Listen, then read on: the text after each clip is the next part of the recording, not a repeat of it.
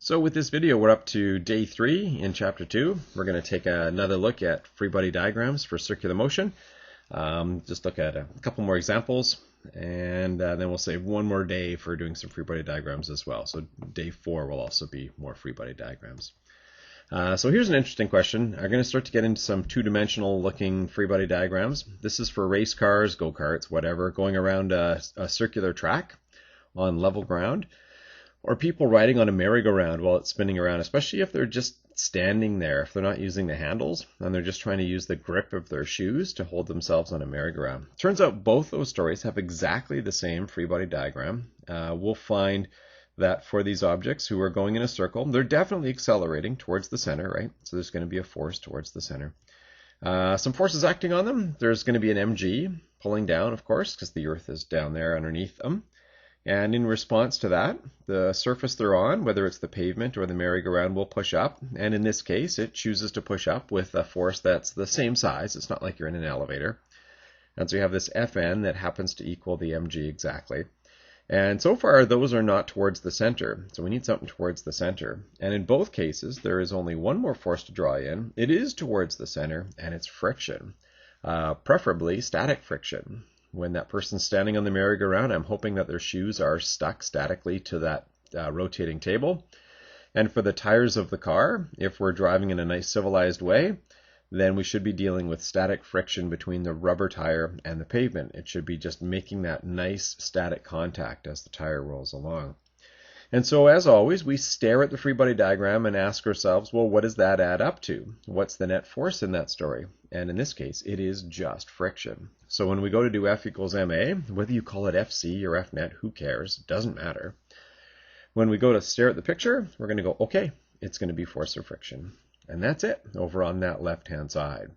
Force of friction goes here, then mass times whatever acceleration version you like. Maybe for a car, you might be going with the speed version. For the merry-go-round, maybe you know their speed, maybe you know the period for the motion, whatever works, right? Either version of that A will be fine. But you're going to have to be really careful here with that force of friction.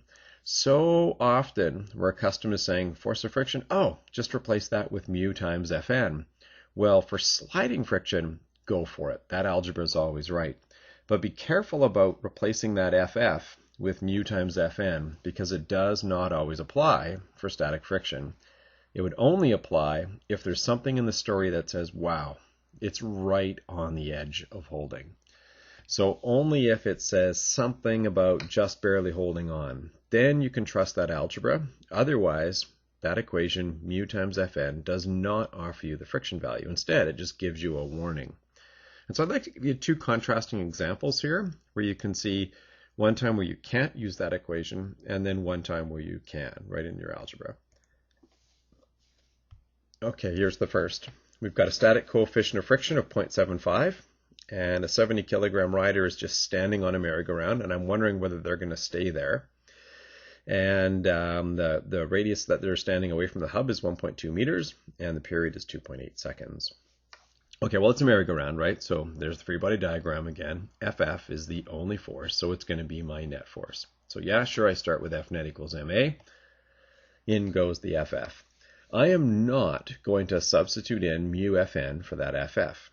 I'm just going to work with what I've got. The good thing is I have a lot of information. I know the mass, I know the radius, I know the period, and I can actually use this to figure out that friction value. We need the friction to be 242 newtons. We don't need any more, but we can't have any less. We need 242 newtons in order for them to hold. Great. Well, now I'm wondering, will their shoes work? So let's just do a little check.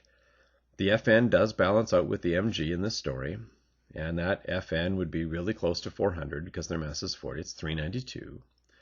And now I'm going to use this equation, but as I use this equation, it's just there as a safety check, as a warning. I throw in the mu value and the normal force, and the equation comes back with 294. So at first glance, you might be wondering, oh, how can the force of friction be 242 and be 294 at the same time? And it's not. It's only one of those. This 294 is a do not exceed number. It's a limit, right, for how far you can go with those shoes.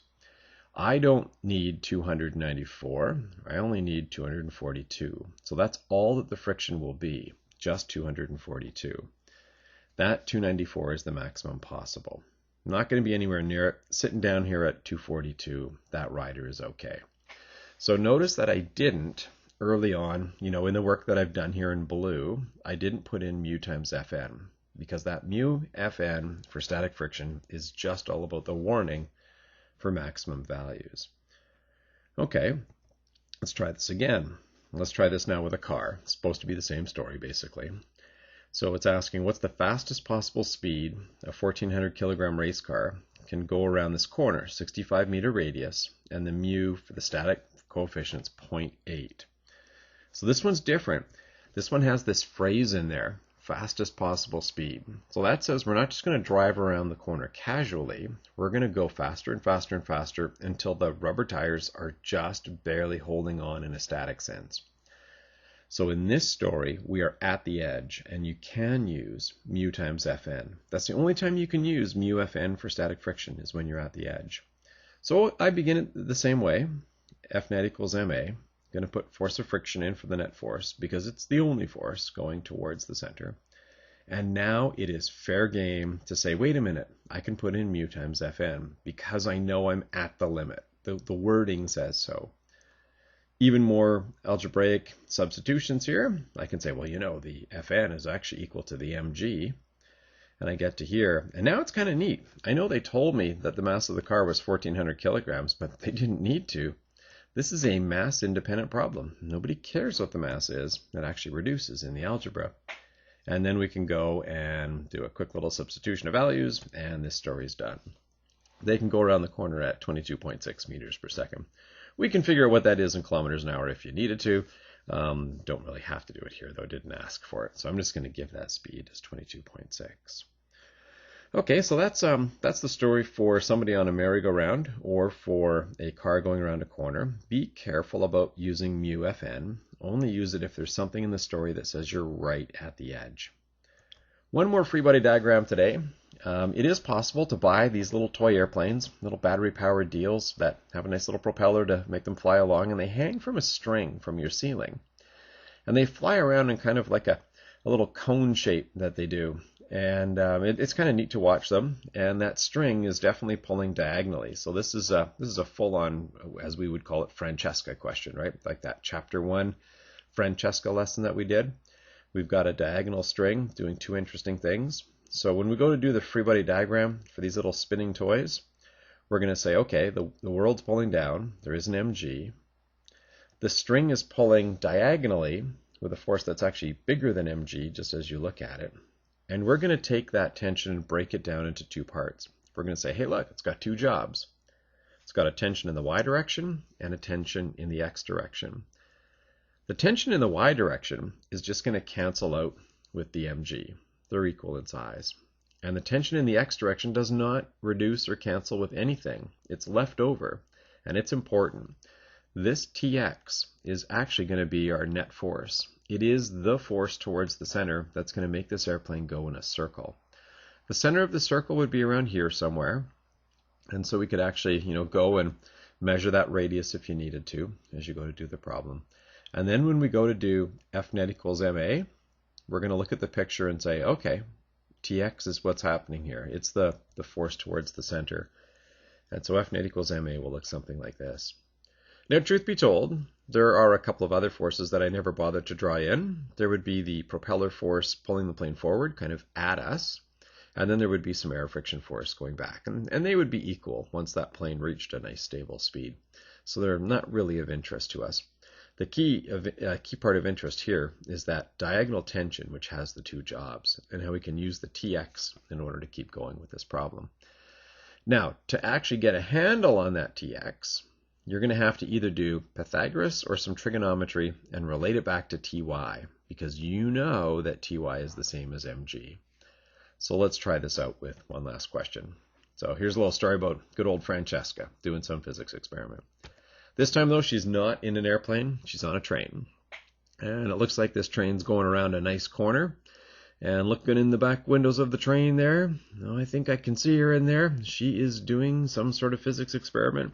Ah, yes. She is hanging a can of Fresca from the roof. So we've got Francesca's Fresca hanging from the roof on a string. The train's going around the corner, and the string is actually at an angle as it goes around. Now, if you were in the train, you would go, oh, look, the can of pop is getting thrown outwards. But actually, when you're outside the train, we can see it's the reverse. That string is not only holding the can of Fresca up, but it's pulling the can of Fresca in to make it go around the corner. All right, let's just blow this up here a little bit. There's your question. That big box can be the train car. Okay, so this can of pop is going to have some mg, and the tension there with its two jobs is going to make it circulate and hold it up. It says the speed of the train is 38 meters per second, and the string makes a 12-degree angle compared to straight up and down, compared to the vertical. They're asking, what's the radius of the track that this train's going around? Okay, well, let's break up that tension. Normally I would go over first and then up, but since they talk about an angle compared to the vertical, it's actually kind of nice to go up and then over. It puts the angle in that nice little pocket there where it's exactly the way it's being described in this story. So it seems to me that if we know information about the angle, you know, that 12 degrees, we're probably going to be using trigonometry to relate the ty and the tx. We do, after all, know that ty balances out with the mg. So that's how I'm going to get to the tx. So I go to do F net equals ma. I stare at the picture and go, okay, tx is everything. So tx is equal to m times v squared over r. They told me about the speed of the train, so that's why I'm picking the v squared over r version. Now, my quest to find tx. Let's relate it back to ty. Just a simple little bit of right angle trigonometry. Tangent of that angle would be the opposite, tx, divided by the adjacent ty. Tx, if you need it, could be replaced with ty tan theta. That's always the plan, right? Use ty to help you find tx, either with Pythagoras or with trig like we're doing here. So there it goes. Out goes the tx, in goes ty tan theta. Well, tan theta is fine. I can ask my calculator for help for that, for tan of 12 degrees. But the ty, I need a plan. Well, here's my plan. Ty for Francesca questions, for diagonal string questions, it's just equal to mg. And now I can actually see that there's some really convenient algebra. There are m's in both terms right here on both sides, so I can divide both sides by m. This is a mass-independent problem. It does not matter if the can of Fresca is half full, or even the chandelier of the train for that matter. It will swing out at the exact same angle. So out goes the mass, in goes the remaining numbers that we've got, and this story's done. This can of Fresca, the train, it's going around this giant radiused corner, and the radius is actually a little more than half a kilometer. It's a big, big corner, 693 meters for the radius for that corner.